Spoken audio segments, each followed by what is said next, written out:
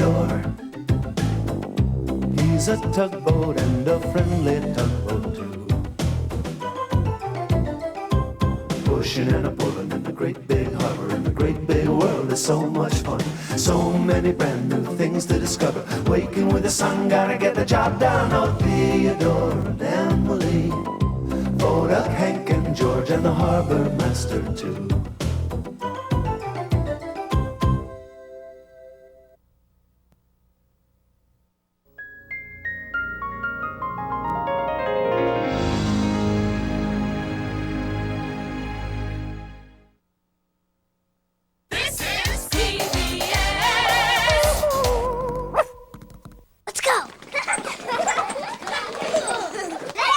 Prime Star is proud to support Theodore Tugboat and all PBS programs which help children get and stay ready to learn. Theodore, he's a tugboat and a friendly tugboat too. A friendly tugboat too.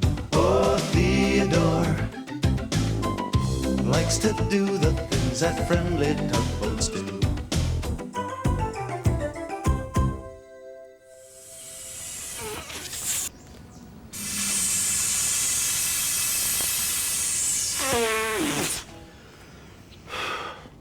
Hello. We're having a beach party here in the big harbor. I'll have these blown up in no time. Boy, it's kind of hard getting them started. But think of all the fun we'll have with these. I love throwing beach balls around, don't you? Or just it's a little harder than I thought it would be. Look how many I have left. I said I would. I said I could blow up all these beach balls. Maybe I should have asked Emily first. One bright morning, Carla, the cool cabin cruiser, was cruising past Cayley's Cove, just zigging and zagging along in her jazzy way. Hi, Carla, a little voice called. Carla slowed down and saw Dorothy, the small dory who lived in the cove. What are you doing? Said Dorothy. I'm rocking over the waves and rolling over the whitecaps, answered Carla. Can you come and stay with me some night? Said Dorothy. Dorothy was just crazy about cool Carla. Cool, said Carla. And then she had a better idea. I'll go invite Sigrid, too. We could have a sleepover tonight. Carla cruised off to find Sigrid. Dorothy was so excited she began bobbing back and forth until, well, she almost keeled over. Sigrid was delivering supplies to Owen, the giant oil rig who lived out on the ocean.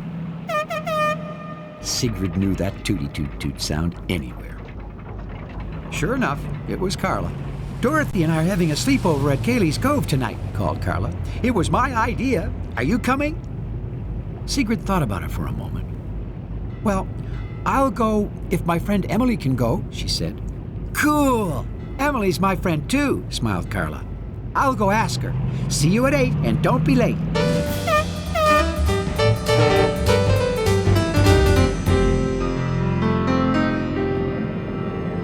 Carla found Emily in the harbor, moving a ship with Theodore. We're having a sleepover at Cayley's Cove tonight. And everyone's coming, and you can come too, said Carla, out of breath. If you're allowed, Carla added slyly. I guess you'll have to ask the dishwasher. He's not the dishwasher, Emily smiled. He's the dispatcher, and I'm sure he'll let me go. The sun was just beginning to sail over the edge of the ocean when Carla and Sigrid arrived at Cayley's Cove. Of course, Dorothy was waiting for them. Just then, they heard a tugboat's whistle. Oh, cool, said Carla. Emily is allowed to come. What shall we do first? Said Dorothy. Let's race around the cove, suggested Sigrid. See, she loved to race, and she usually won. Good idea, said Emily. But then I can't come, said Dorothy. You see, Dorothy didn't have an engine like the other boats. I can pull you, suggested Sigrid, who always wanted to be a tugboat anyway. Cool, let's go, shouted Carla. Sigrid attached a small rope to Dorothy, and everyone lined up to begin the race. Truro, the fishing trawler who lived in the cove with Dorothy, blew his horn, and the boats took off. Carla and Emily quickly took the lead. "They're getting ahead of us," shouted Dorothy. "Go faster, Sigrid, go faster." Now, Sigrid could go much faster, but she was afraid of going too fast with Dorothy behind her. "Are you sure it's okay?" she called to the little dory. "I want to go fast," shouted Dorothy. "The faster, the better." But as soon as Dorothy said that, she wasn't so sure. Sigrid poured on the power and quickly caught up to Carla and Emily. Dorothy wobbled along behind Sigrid like a little toy boat on a rope. "Can we slow down?" she called. "But you said go fast," shouted Sigrid, slowing down. "But saying I want to go fast is different than going fast," said Dorothy, all out of breath. "What's the matter?" called Carla, looping back. Maybe we should do something else," said Sigrid.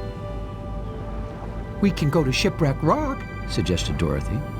The little dory had never been before, and she had always wanted to go, especially with the bigger boats. "That's a good idea," said Emily. "Then we're off to the rock," said Carla. "The 4 Buccaneers." Sigrid began to tow Dorothy again. By this time, it had gotten quite dark. The dory peered out towards the inky ocean. "Is Shipwreck Rock far?" she said. "Pretty far," answered Sigrid. "The farther the better," said Dorothy, holding back a great big yawn. "And when I get there, I'm going to stay up all night." Well, no sooner had Dorothy said this when Sigrid slowed down again.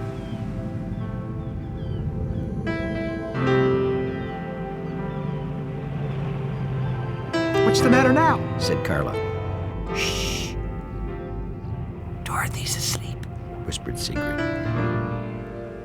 And sure enough, Dorothy was snoring little dory snores.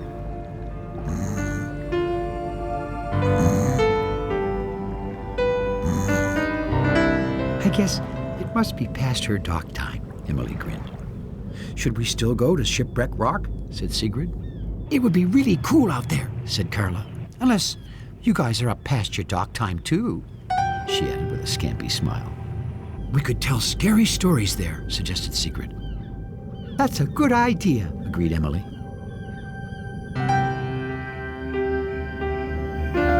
The 3 boats tied Dorothy safely up to her dock beside Truro, and once more headed off into the night. "Now we're the 3 Buccaneers," chirped Carla.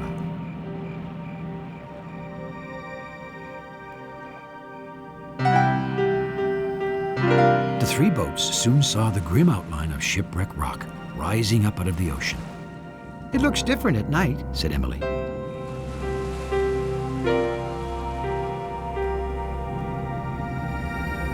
"Kind of spooky," whispered Sigrid. "I hear there are ghost ships," said Carla, with mischief in her voice. "Maybe you're too scared to stay here." "I have a good ghost story to tell," said Emily. She wasn't scared. "The scarier the better," said Sigrid. She didn't want Carla to think she was scared either. "I'm not afraid of anything," she added. "Has anyone ever heard the story of the Sea Beagle?" said Emily. "The Sea Beagle?" giggled Carla. "Oh, that doesn't sound too scary." "One winter, long ago," Emily began, "the big harbor was frozen over. Ships had to dock out here. One night, there were 3 boats, just about our size. Well, it wasn't long until Sigrid was sorry she said she wanted to come out to Shipwreck Rock. It was different really hearing a scary story in such a spooky place. Carla had an idea. "Let's pretend we're those boats and float in their places." "The boats were right here," said Emily. The Sea Beagle had come all the way across the ocean, carrying her heavy cargo. "What was she carrying?" said Sigrid. "Buoys!" shouted Carla. Well, Sigrid nearly popped her helicopter. Carla had snuck up on her. "Scared you," smiled Carla. "That's not funny," said Sigrid. A terrible storm began, continued Emily. A giant wave hit the Sea Beagle, and she was swept helplessly into Shipwreck Rock. With a silent scream, she sank, and it said she lies there still, on the bottom of the ocean, waiting for boats to come by. Then she rises up and pulls them down with her. I don't believe it, said Carla. It's just a silly old story. Where did she sink? Sigrid stuttered. Right this way, Emily said softly.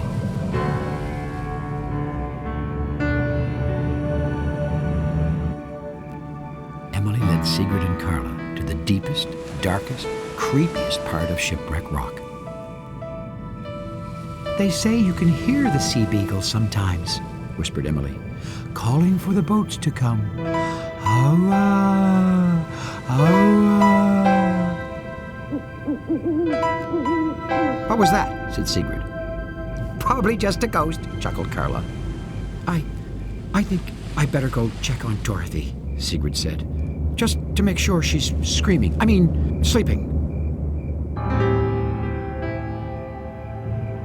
Looks like it's just us two buccaneers now, said Carla.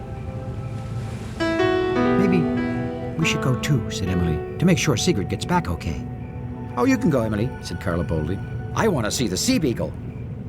They say if you want to see the Sea Beagle, frowned Emily, all you have to do is say the words, starboard, larboard, homeward bound, call my name and I'll haul you down. I'm not afraid of some old beagle, said Carla. I hope she does come. The cabin cruiser floated out into the open ocean. Starboard, larboard, she began. Homeward bound. Call my name and I haul ye down. Sea Beagle, she called softly. Well, no sooner had she said those words than she wished she hadn't. The water began to boil and bubble around her. Something was rising up from the bottom of the ocean. Sea Beagle, cried Carla. I didn't really want her to come. I only said I did. One buccaneer, groaned Emily. She was scared for the first time, too. She suddenly realized that telling ghost stories was very different than seeing real live ghosts. The water churned and chopped some more. Ghost! Cried Emily. But it was Northumberland's submarine, coming home from his nightly underwater ocean patrol.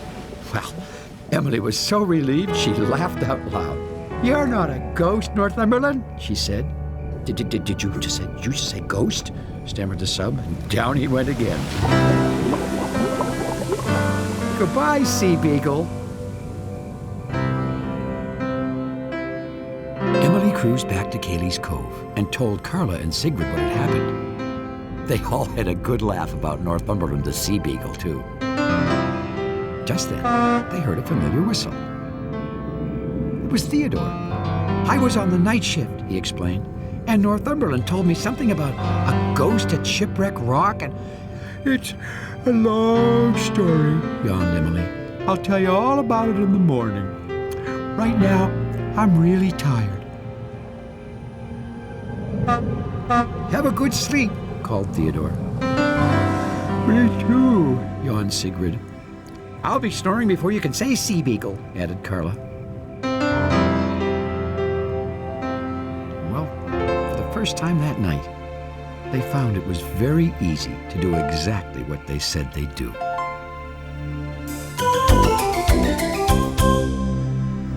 Emily really did have a wonderful sleep that night. Just like she said she would.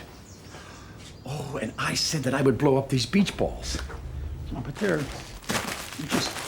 too many of them. Wait, I know something I can do. I can have everyone in the big harbor help me. Right. Thanks for visiting with us, and we'll see you all again next time. Oh, he said. Wait, I wonder, do tugboats know how to blow up beach balls? Theodore. There's another story coming right up, and you can always learn more about Theodore Tugboat on the internet. Find us through PBS Online. pushing and a pulling in the great big harbor, in the great big world is so much fun. So many brand new things to discover. Waking with the sun, gotta get the job done. Oh, Theodore and Emily, Foduck, Hank and George, and the harbor master too.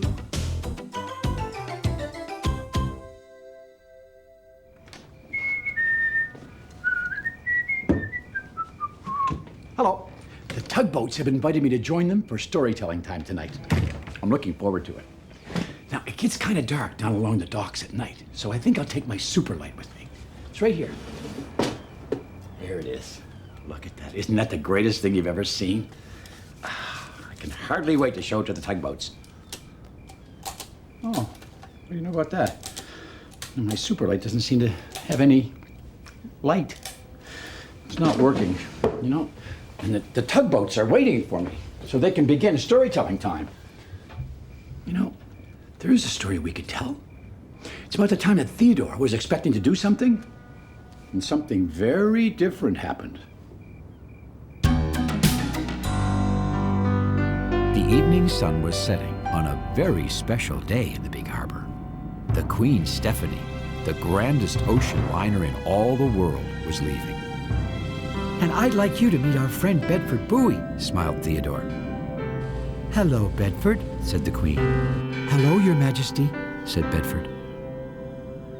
The tugs were introducing the Queen to all their special friends as she moved out of the harbor. Tugboats, prepare for departure, announced Foduck. The Queen had been visiting the harbor, but now was the time the Queen had to leave.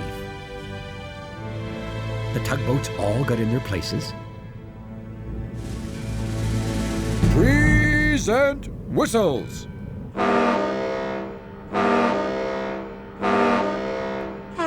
3 toots will do, Hank.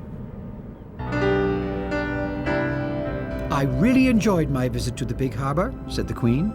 Thank you all very much indeed for your help. You were splendid. Splendid, repeated Theodore, smiling at Hank. Even the Queen's words seemed special. Where will you go next, Your Majesty? Said George. Parkwalk Harbor, replied the Queen. I understand they're famous for their cheese. Cheese, repeated Hank, enchanted. The Queen was going on a tour of nearby harbors. She would be coming back to the big harbor before she sailed for her home across the ocean. I shall see you all again soon, called the Queen. And then, with a deep blast of her mighty horn, she bid a final farewell. The tugboats floated there a long time in the warm summer night, watching the Queen Stephanie sail away into the distance. The sight of her seemed to catch them in a magical spell.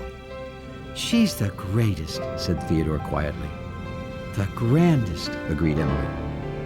The best and the brightest, declared Foduck. The biggest, blared George. She's splendid, shouted Hank. The tugboats all let out their breaths softly.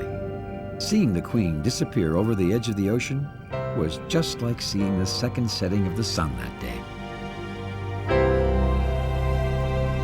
It seemed like forever, but the day of the Queen Stephanie's return finally arrived. As the tugboats sailed out to meet Her Majesty, they all seemed to have a little extra pep in their propellers. When they arrived at the harbor entrance, there was no sign of the Queen.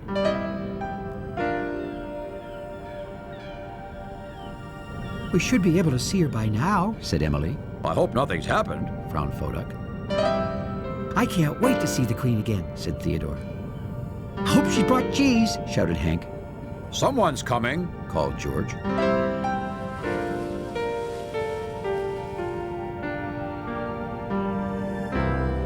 Oh, it's only Constance. The tugs all craned around Constance, the Coast Guard ship, trying to see if the Queen was coming. What are you all doing out here? Said Constance, sounding very surprised. We're waiting for the Queen Stephanie, Theodore explained. Oh, I heard she's late, said Constance. She may not arrive until tomorrow. Well, all the air seemed to go out of the tugs, like a leaky bumper. Let's move along, said Foduck. Nothing to see here. The other tugs floated back to the harbor. But Theodore and Hank kept staring out towards the ocean as if they were still expecting the Queen Stephanie to appear. Constance was about to go too, But she could see how upset the two smallest tugs were, and she had an idea. I know I'm not the queen, she began, but maybe we could do something fun together.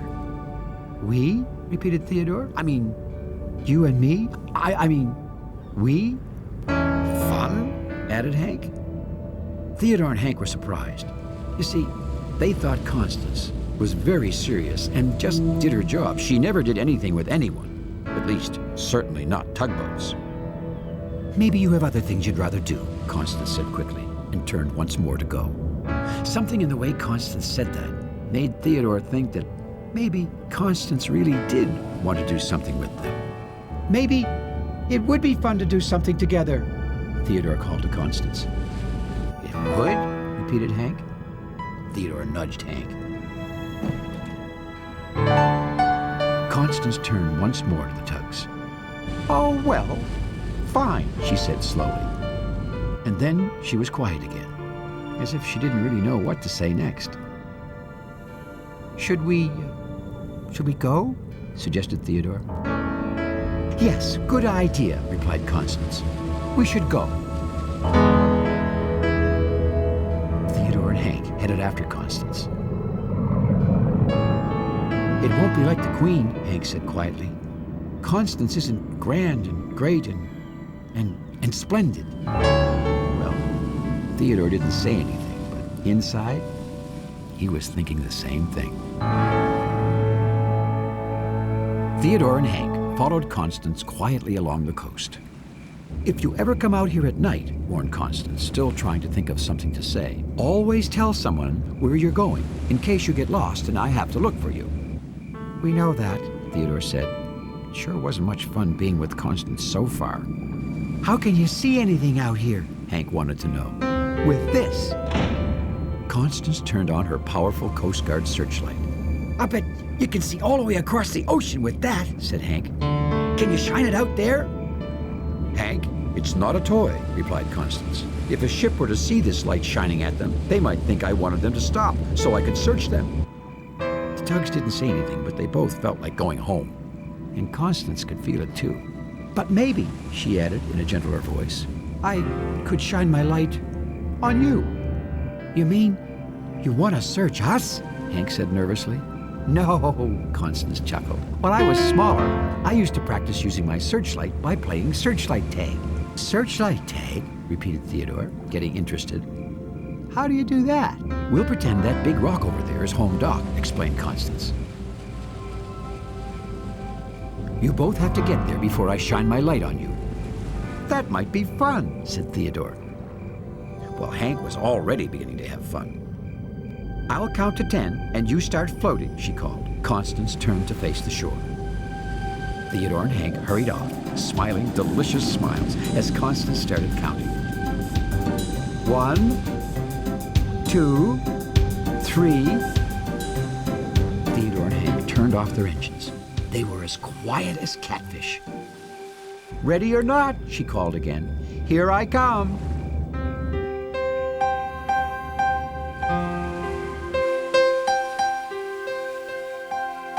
Constance shined her light here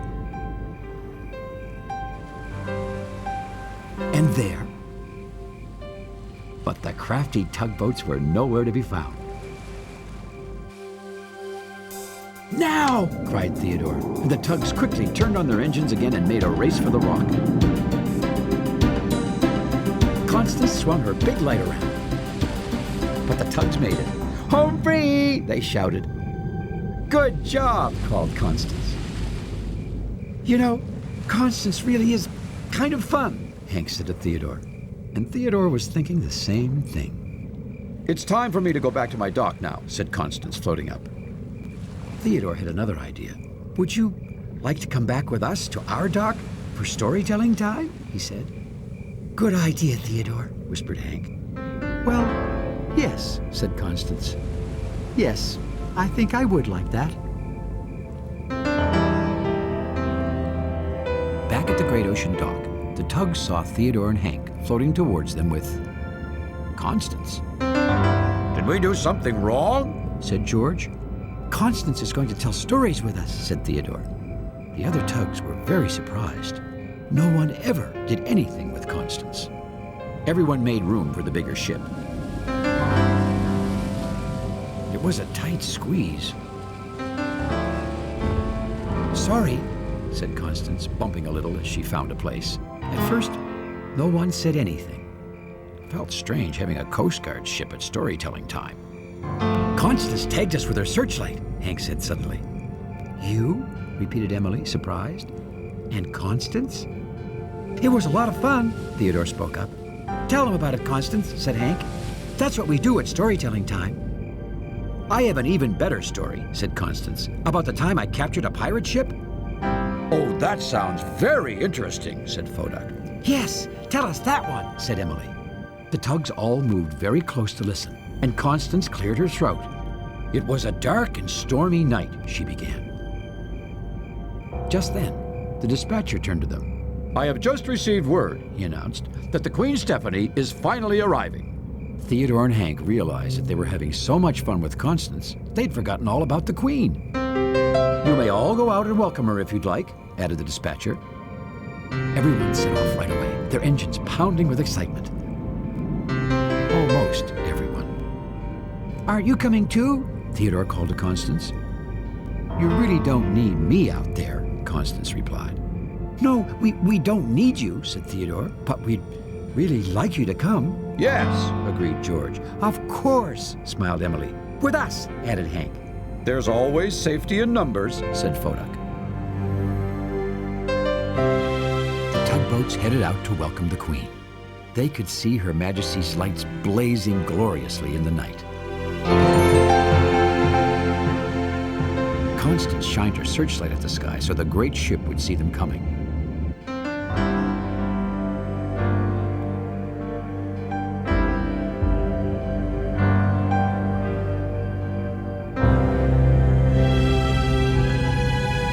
When the Queen arrived at the entrance to the harbor, Theodore floated forward. "Would you like to meet another special friend of ours?" he said. The tugs moved aside to let Constance float forward. "Hello," said the Queen. "Hello," said Constance very quietly. "This is Constance," smiled Theodore. "She's our Coast Guard ship." "Constance was telling us about a pirate ship," said Hank. "Oh, I'd like to hear about that too," said the Queen.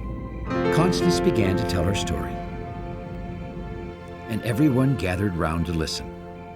Somehow, Theodore didn't know exactly why, but just then, it seemed that that night everyone would have wonderful stories to tell.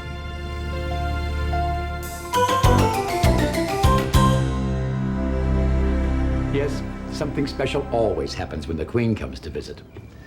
And right now, I'm supposed to be visiting the tugs, but, well, I won't be able to see anything with this super light. I know what I can do. I can use my trusty pocket flashlight instead. Thanks for visiting us here in the Big Harbor, and we'll see you all again next time. Works perfectly. I mean, it may not be splendid, but it's still pretty great. So long.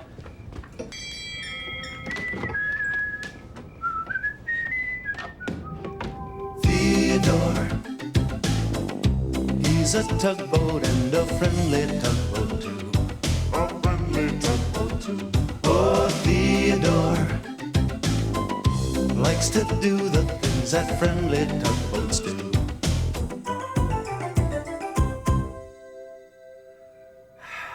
Hello. I was working late in my office, so I decided to sleep here tonight. The only problem is, I'm not sleepy.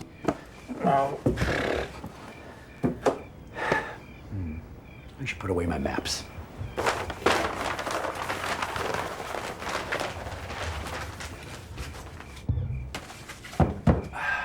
Oh, that's much neater. Maybe I should turn out the light in my fish tank. Yep. Good.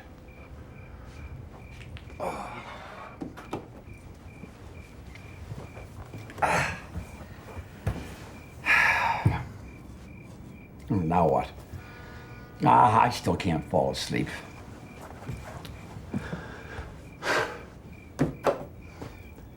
This is the perfect chance to tell you about what happened today in the big harbor.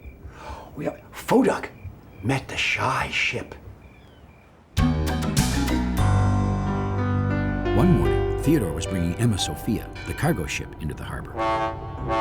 They heard 3 sharp whistle blasts. Emma Sophia saw a tugboat in a bright red hat steaming towards her with a very serious look on his face. All secure here? He called, inspecting the ship.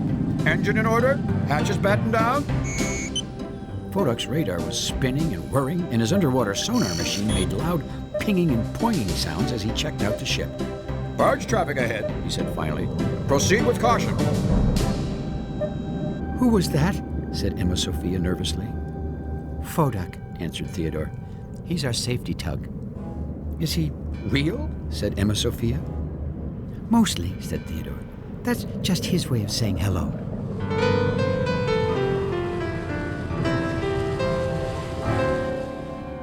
When Foduck finished his patrol, he blew his loudest whistle, just like he always did, and shouted, All safe!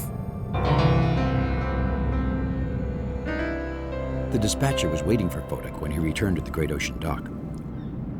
Foduck, He said, don't forget, it is your turn to be on the night shift tonight. Oh, well, perhaps I should have a nap now, said Foduck. Got to be sharp for the night shift. That's a good idea, the dispatcher told him. As soon as the harbor was dark and the other tugs were asleep, Foduck woke up to start the night shift. He would be the tug on duty until morning. Foduck began his harbor safety patrol, just like he always did before he started work. First, he turned on all his special equipment. The pinging and the poinging and the whirring and the whistling woke the other tugs. All systems operational. He smiled. Foduck, grumbled George. Go somewhere else and do that.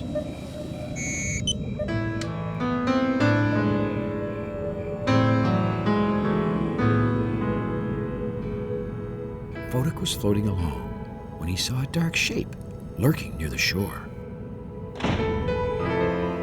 Identify yourself, He shouted, friend or foe. Cable ship, actually. replied Digby dizzily. What are you doing out here? Said Foduck. Sleeping. Said Digby, That is, I was sleeping. Sleeping. repeated Foduck. Very good. Proceed with sleeping. But just as soon as you stop shining that fibberty-gibberty spotlight of yours in my eyes. Fumed Digby, Oh, yes. Just doing my job, sir. said Foduck.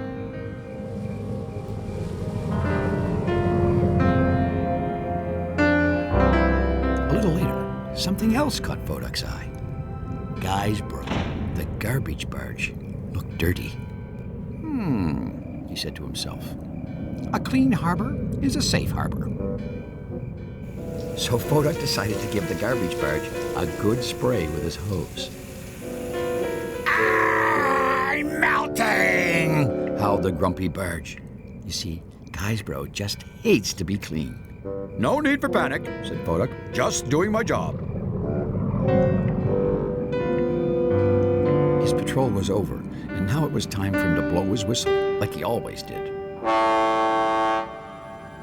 All safe! He shouted. Pipe down. Hollered Benjamin. Oh, be quiet, called Lily the lighthouse. Go back to your dock, Foduck, called Rebecca. I wonder why everyone is so grumpy at night, Foduck said quietly. I'm just doing my job. Foduck returned to his dock. Theodore? Theodore, are you asleep? He called. Theodore woke up with a start. What is it? He stammered. Fire? A runaway oil rig? A rocket ship crash? Ah, it's nothing. Said Foduck. That's the whole problem. Theodore looked puzzled. So Foduck explained. I have the most modern safety equipment in the harbor, and I can't even do my job. Everyone's upset at me all of a sudden. But Foduck, Theodore said softly, knowing you're there just makes us all feel safer. Well, it doesn't feel safe to me when I'm not doing anything, Frowned Foduck. Theodore watched Foduck float sadly back out into the harbor.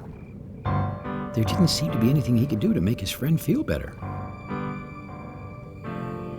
Foduck drifted along for a moment, but suddenly the water began to bubble. Action stations! He shouted, turning on his radar and his sonar and his searchlight one after the other.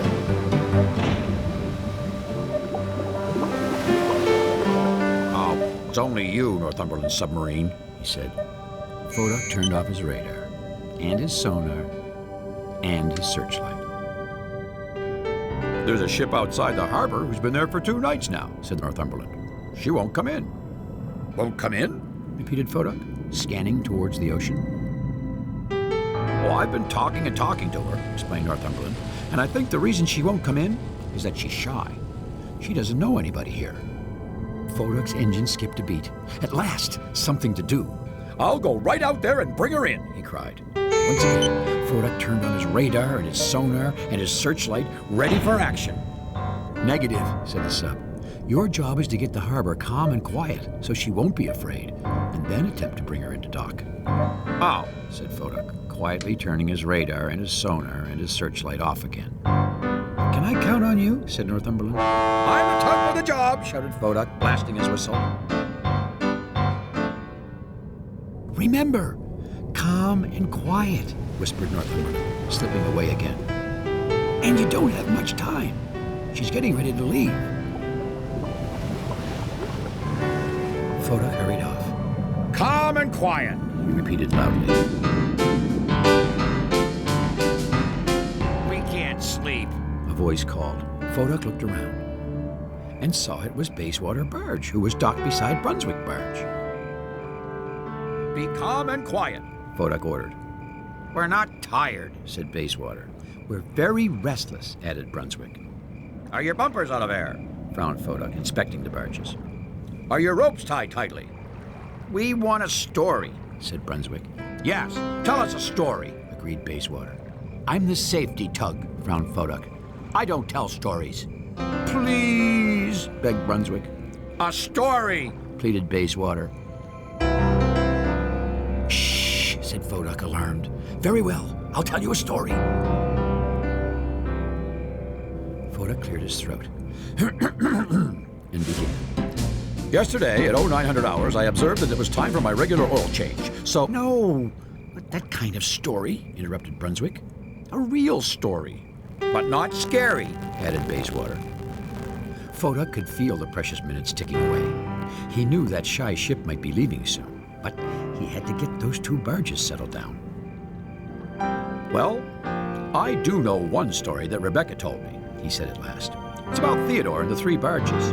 Oh, that sounds nice, said Bayswater. Foduck began to tell the story, and the barges snuggled closer to listen. A little later, Foduck finished his story, and they all floated happily ever after, he concluded. Aside from the bell buoy, who required a signal light refit. Foduck looked around. To his surprise, Brunswick and Bayswater were fast asleep. Carefully and quietly, he squeezed out from between the 2 barges. Well, that was kind of nice, he said to himself. Foduck floated around the harbor, silently retying a tow rope here,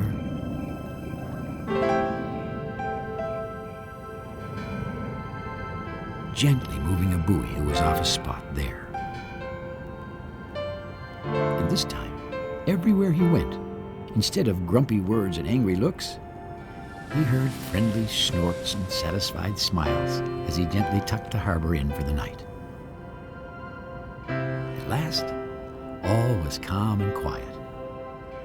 Finally, it was time to find the shy ship. Foduck turned towards the ship, but first he turned off all his special equipment. Hello, Foduck called softly. My name is Foduck. My name is Kokoma, said the ship softly. I hear you're worried about coming into the harbor, Foduck went on. I guess, said Kokoma. We have a perfect safety record, Foduck said firmly. I mean, he corrected himself, it's perfectly nice. It's a friendly place. It is? Said Kokoma. Oh, very friendly, repeated Foduck. Will you take me in? Said Kokoma slowly. Well, said Foduck, I suppose I could. Foduck carefully tugged Kokoma into the harbor. Oh, it does look nice here, said Kokoma. There's no place nicer, said Foduck. Foduck gently moved Kokoma to her dock. You'll be just fine here, he said. I'm on duty all night. Just call if you need anything. That's what safety tugs are for, he added, beginning to head off. It's kind of dark, called Kokoma. Could you stay with me until morning? Well, this seems pretty quiet, said Foduck. Please, said the ship. Okay. Thank you. Foduck moved alongside. I feel much safer now, said Kokoma. Foduck didn't say anything, but inside, he wondered how could she feel safe? I haven't done any of my regular safety patrol things. I didn't even blow my all-safe whistle.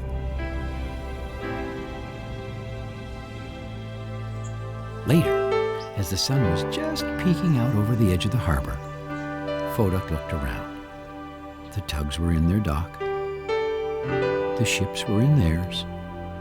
And over in the distance, he could see the barges, snoring soft little barge snores. He could hear Kokoma's engine purring beside him through his hull.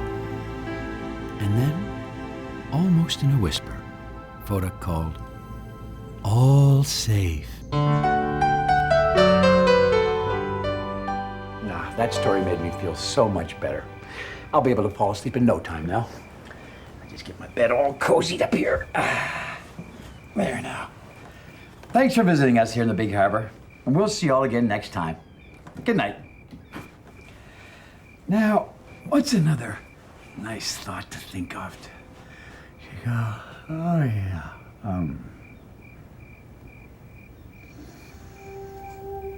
Theodore, he's a tugboat and a friendly tugboat too.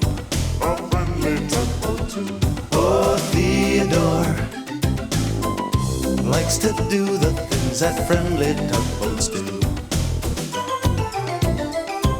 Pushing and a pulling in the great big harbor, in the great big world is so much fun. So many brand new things to discover. Waking with the sun, gotta get the job done. Oh, Theodore and Emily, Foduck, Hank and George, and the harbor master too.